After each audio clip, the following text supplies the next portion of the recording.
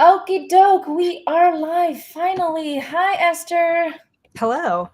And for all the audience who are watching, I don't know who's watching right now, but Esther is a super funny girl, and you've seen her on HBA, on Hulu, and many more to come because she just came from an audition.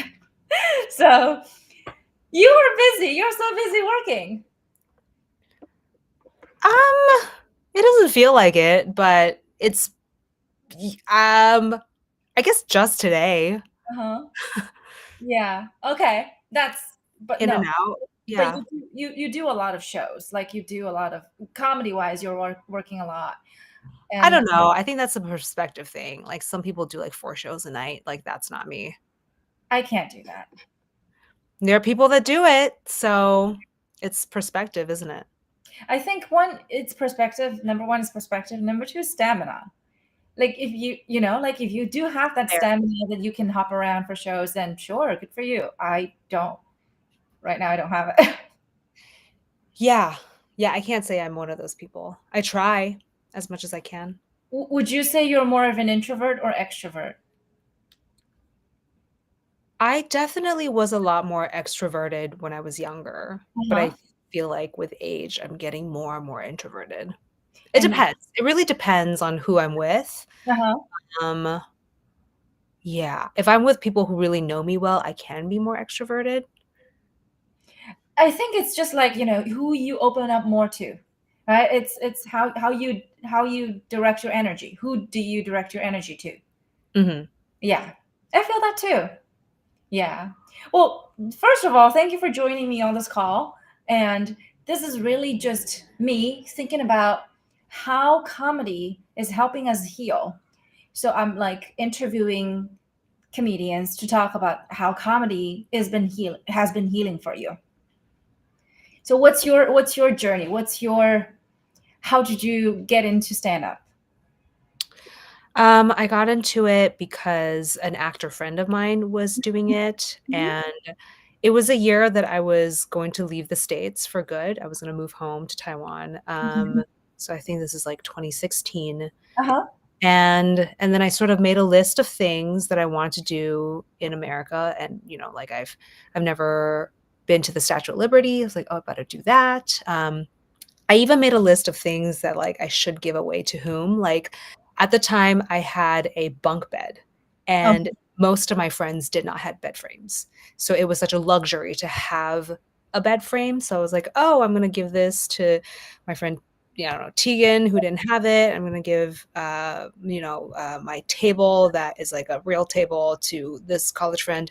Um, and so I was like, "Yeah," and then I was like, "Oh, and then I have $35 left on Sephora from the products that I bought one time, and then for an audition, then I obviously returned it, so better use that up because we don't got Sephora in Taiwan." Um, and then one of those things was like, I saw my friend Brian, one Thanksgiving. I usually spend Thanksgiving on my own, especially before I met my partner, and I was on my friend Brian's website, and then I saw him.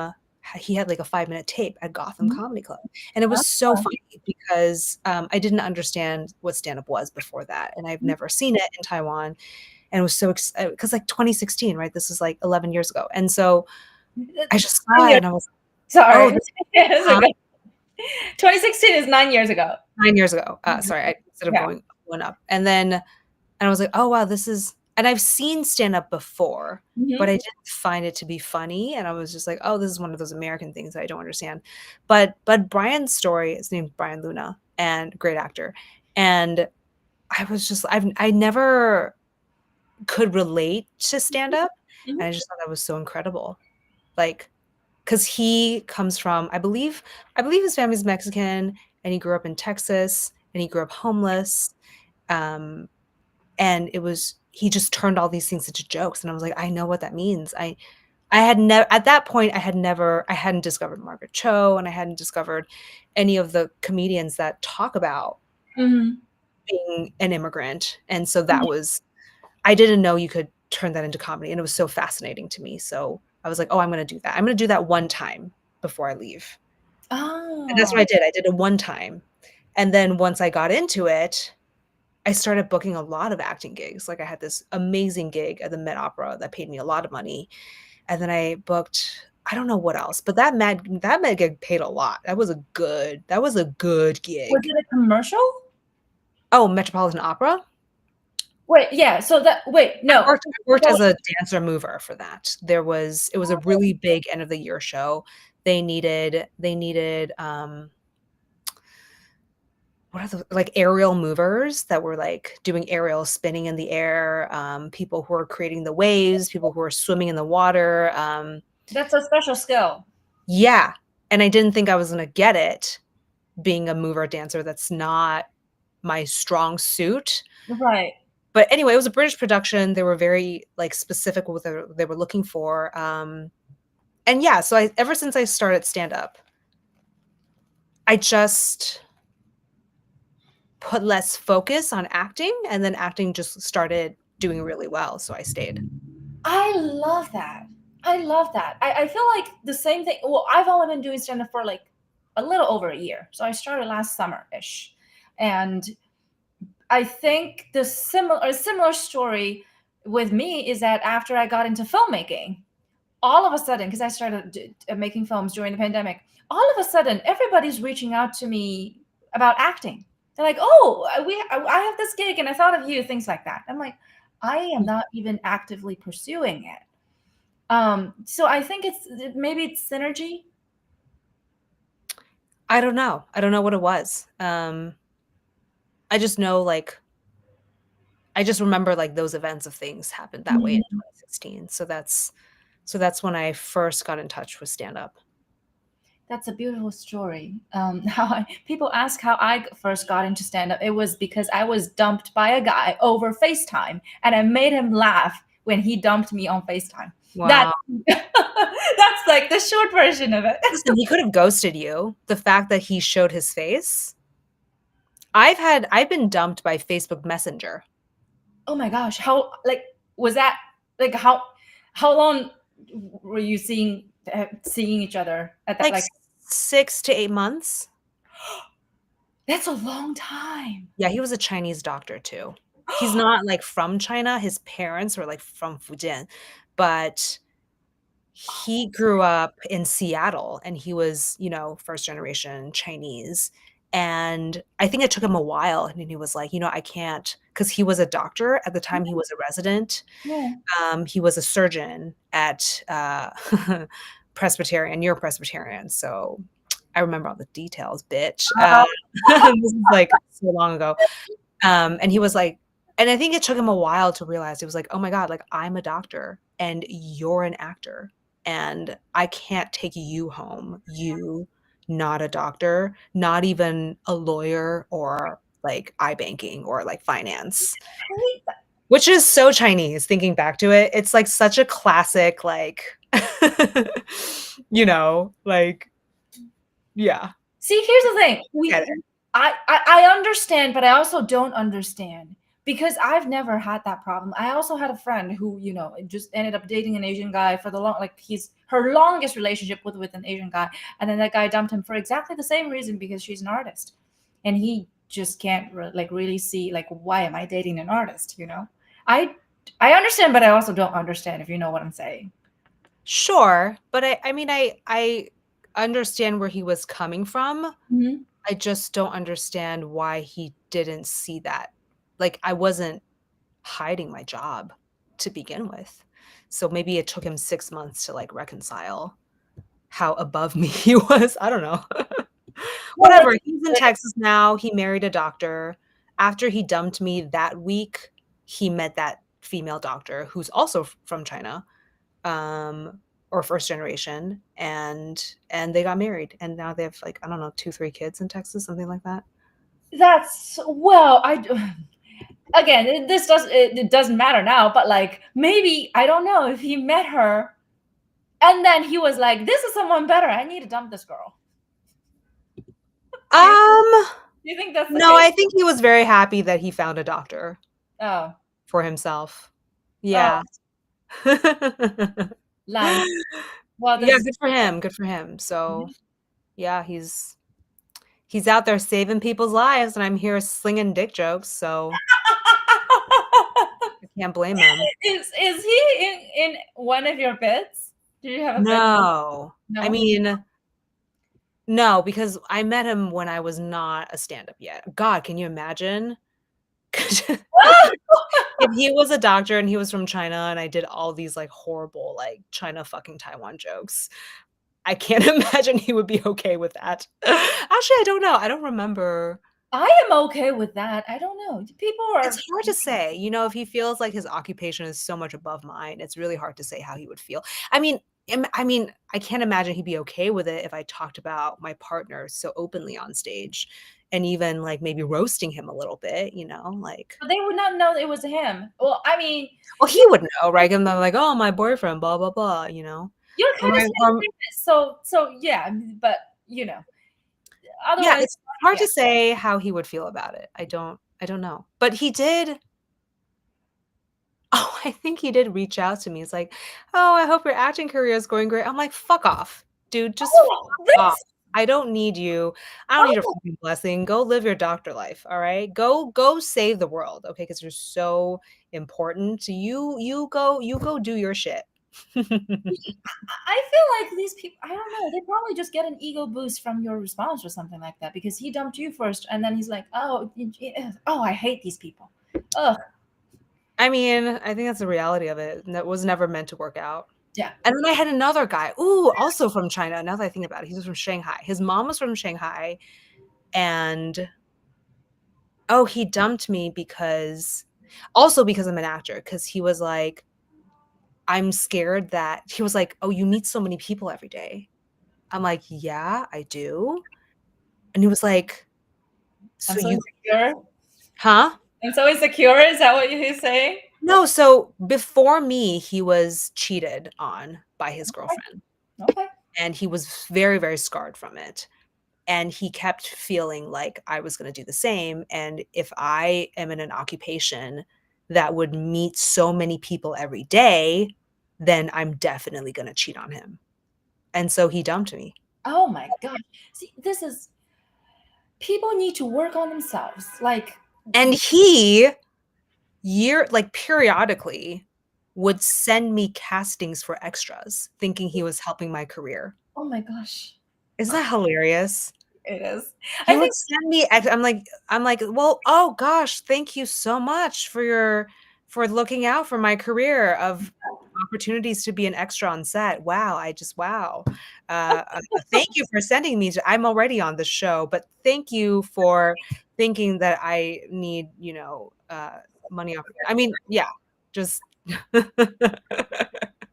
thanks for looking out for my career. oh my gosh, these are terrible people. I don't know. People need to work on themselves. That's just my understanding. I don't know what it is, but, like, is it, like, an Asian men thing or I don't know.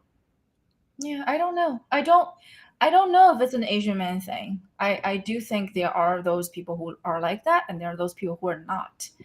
Um, and I mean, we are both Asian. That's why I entitled this chat called "Good Asian Girls." I don't know if you identify based on your jokes. I think you do. I definitely do. As a good Asian girl? Mhm. I've never thought about it that way, whether I'm good or bad. Because I remember one of your jokes. You're like, you have a master's degree, and everybody in your family have PhDs. So I'm like, okay, that's a family of educated Uh, people.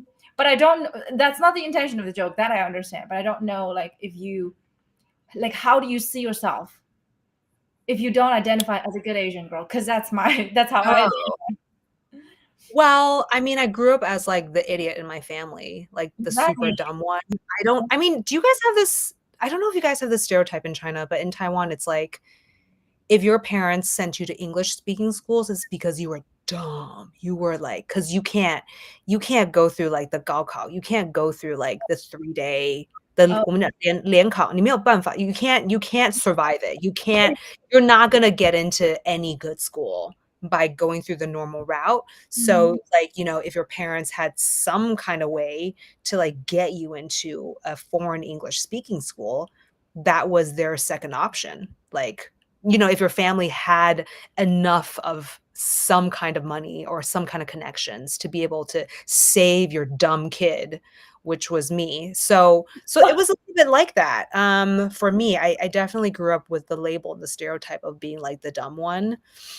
So but then it was the weirdest thing, right? Because then we sent all our stupidest kids to America, and then everyone in America is like, "Oh my God, you're so smart." I'm like, "You have no idea. You have no fucking idea. I was a fucking failing kid where I come from, but sure, I'll take it." I feel So, that. yeah. Yeah.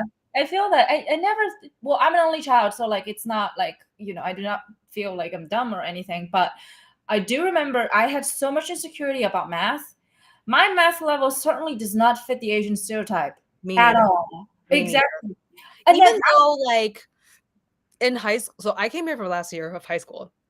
I had full marks on AP Calculus, yeah. but I don't think I could have done that at home. I don't think doing the math in Taiwan I would have survived, Oh even though I came to no. America and I was like, my math scores were so good, I didn't have to take math in college Yeah. because, like, my AP math was full score, so I didn't need a math requirement in college. Right. But, like, no one and then my mom was like, "那是因为你们美国英文美国的数学比较简单, that's why you could get full marks." Yeah. It's Which true. is just like, calculus is still not easy regardless, right? Like, it's like, calculus is calculus. She's like, "Yeah, but I'm sure your calculus was, like, a lot easier," which I don't know, 'cause I didn't end up, finishing high school in Taiwan, so I don't know how hard it is, but whatever, man. I don't even know if that is an achievement or if she's saying it's true, not an achievement. I don't know. I think I might have written a joke about it somewhere where, like, I got 5 out of 5 on an AP math. My mom was like, "That's because American math is easier." It's actually kind of hilarious now I think back to it. I think I wrote a joke about it, like, years ago. And years ago, I'm like, "Oh god, this is so stupid," but I don't know. We'll see. That's interesting. I came here way later. I came here for graduate school, so like my K to college was done in China. Mhm. And it's such a weird experience for me because when I first came, I just felt like an idiot. Not because I can't speak good English, but because I can, but I also don't have the K to 12 vocabulary. I still don't. Okay. If you bring up something that's from any like high school physics class, I'm like, I think I know what that is, but I also don't know. That kind of thing. Yeah. Yeah. Yeah, there's still a really big gap, for Yeah. sure. There's a huge this is my intention is to relive, quote unquote, relive my childhood with my future children when I do have children. And I will do that here Yeah. and to No, start I'm with so excited to childhood. trick or treat. I think trick or treat still gets me going because it's like, I've never I done don't trick or even like candy. Just, like, going up to a stranger and just grabbing shit from It's them is a just so dopamine rush from that. Yeah. yeah, It's there's some rush, just like, "Ooh, oh, and then there's this door, and then there's this door, and what are they gonna give?"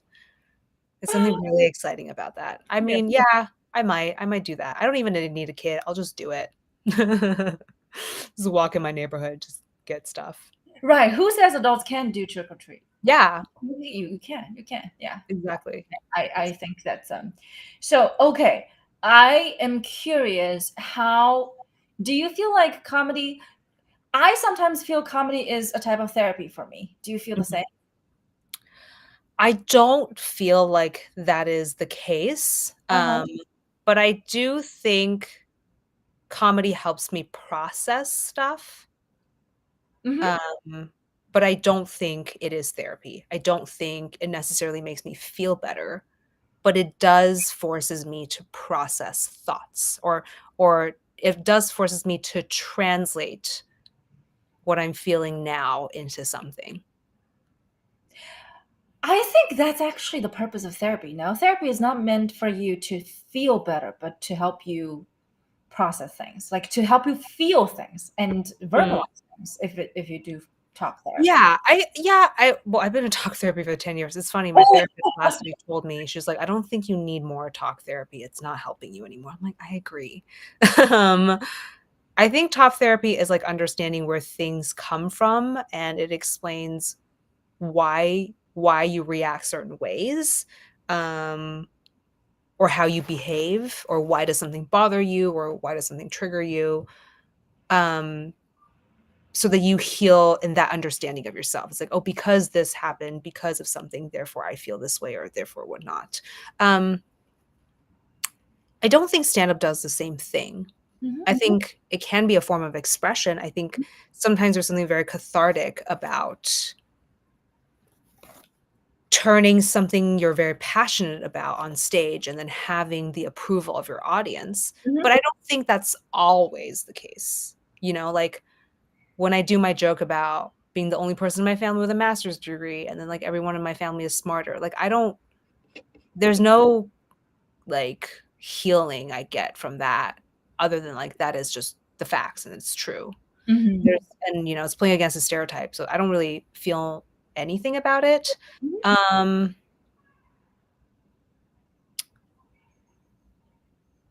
Sometimes I feel a little bit better with, like, really nuanced not fights, but tensions that I have with my family. I think sometimes Mhm. but that's so hard to translate on stage, but sometimes when it does, I was like, "Oh, okay," like, everyone sort of has a version of this to their own family. Mhm. Yeah, Yeah. yeah. Yeah. But I will say most of my jokes don't do that. I would say, like, 95% of the jokes I tell don't do that, and it is my goal to be more detailed and nuanced as time goes on, but it's just hard to make them funny. What are usually the inspirations for your jokes? And I know some of your jokes, but I still wonder, like, what are some of the like life? Um, Things I notice in life, Mhm.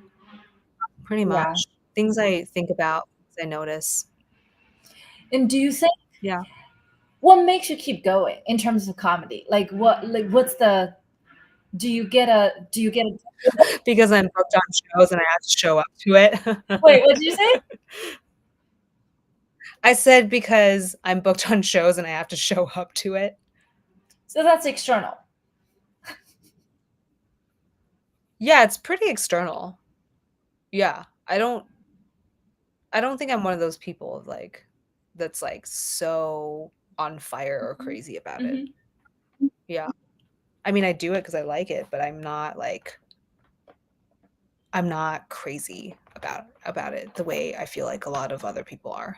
Right. I think it fluctuates. I think there are times when I'm crazy about it, when I really need that high, but when I have that dopamine, or a lot of times it's not even dopamine that I need. It's serotonin. It's the stability of enjoying certain things. And if I do it from other things, then I don't necessarily have to get on stage. I can have as much pleasure just from writing, or meeting up Mhm. with friends, or watching a good movie. But I think it helps me in a way that, like, it broadens my way of seeing things, that I would surprise myself. Oh, I never thought I would be thinking of this way. Mhm. Mhm. It's like knowing yourself in a way. Yeah, I mean, writing is a process of getting clarification for your Yeah. thoughts, so it doesn't have to be comedy, it's like any kind of writing clarifies how you feel about something. Yeah. I just think, like, with comedy, you probably have to be a little bolder, because there are things that you might not want to share with people, and then you get to be vulnerable in comedy. That's just how I feel. Like, vulnerable and also specific. Yeah, I think that's a choice. Some people won't talk about their personal lives at all. Some people only talk about certain aspects of their personal lives. Yeah. Yeah, I mean, like, even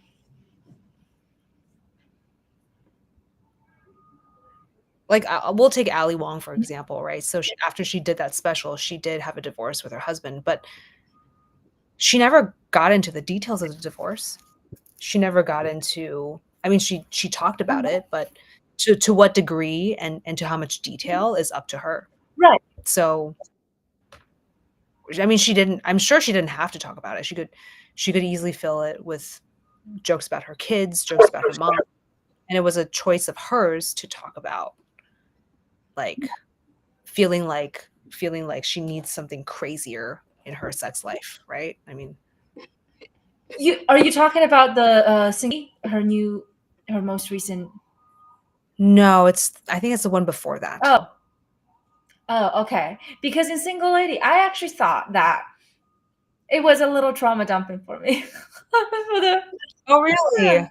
the Single Lady, that was a little bit of a like she the way I look at it.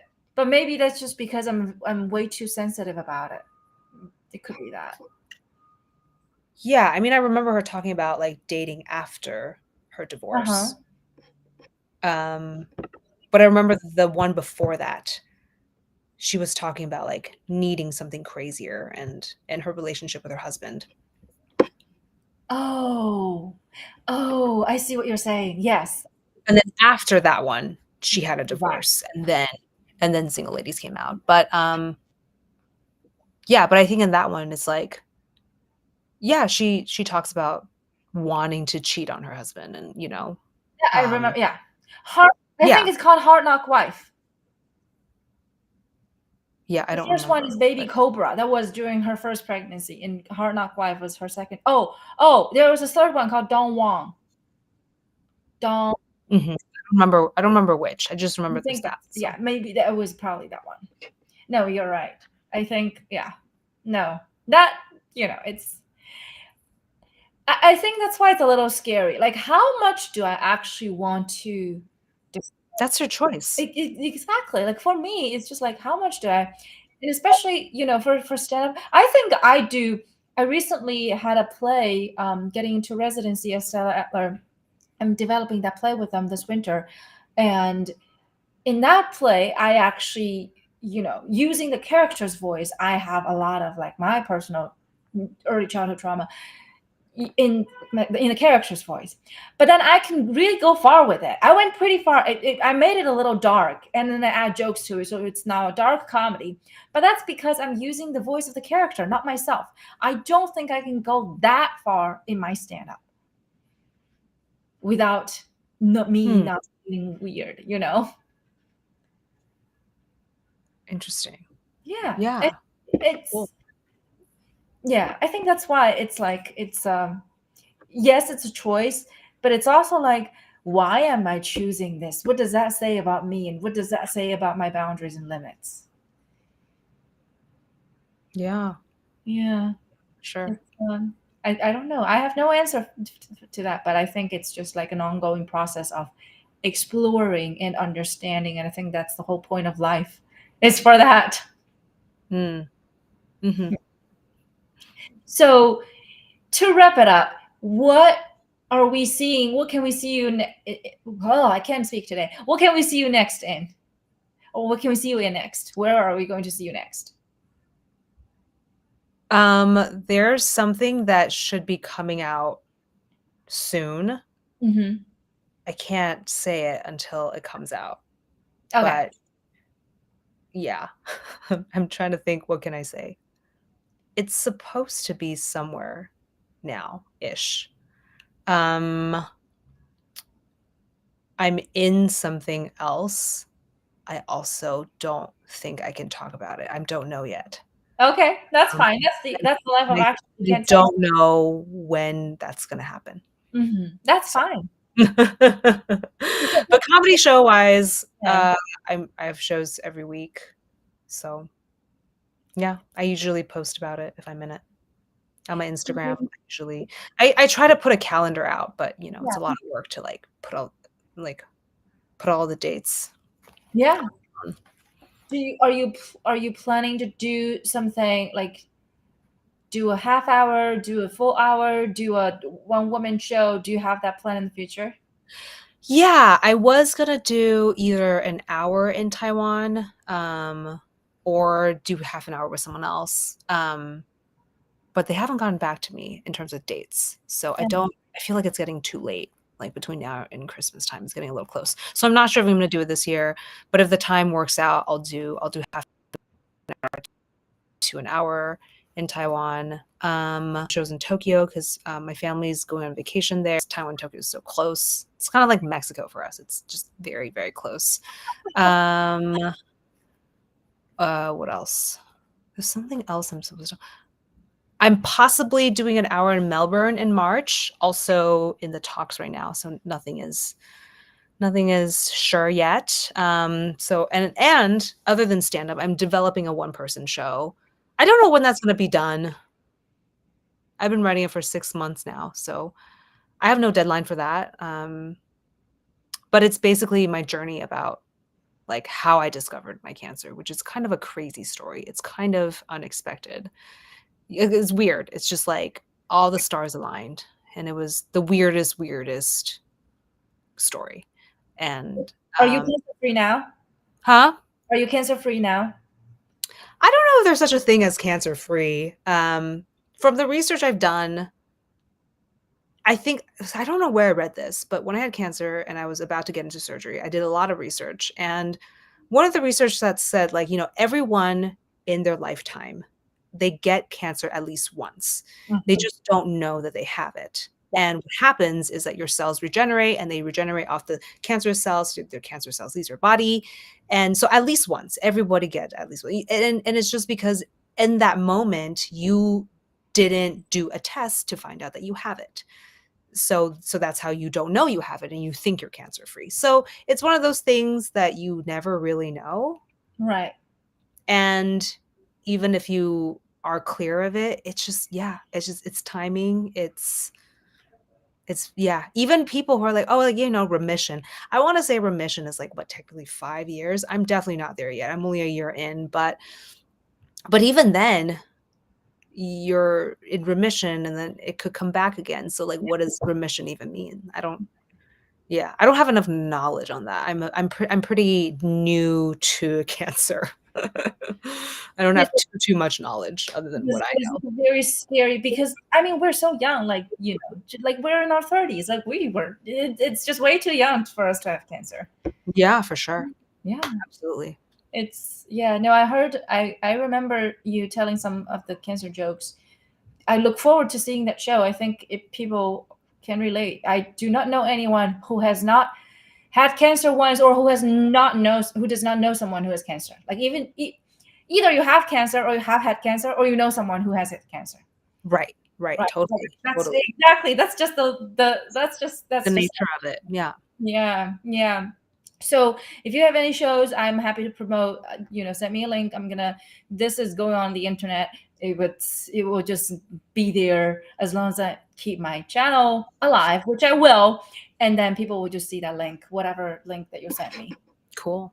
Yeah. Well, thank you so much for joining me, and I look forward to seeing more of your shows, and be it acting or comedy or whatnot. And Yeah. Thank you. You like yeah, likewise. of course. Around. Thank you so much for joining me. It was a lovely chat. Thank you. Yeah. All right. Have a great rest of your week. Do I just click leave? I think so. Yeah. I was just end stream. Okay. All right. Bye. Bye.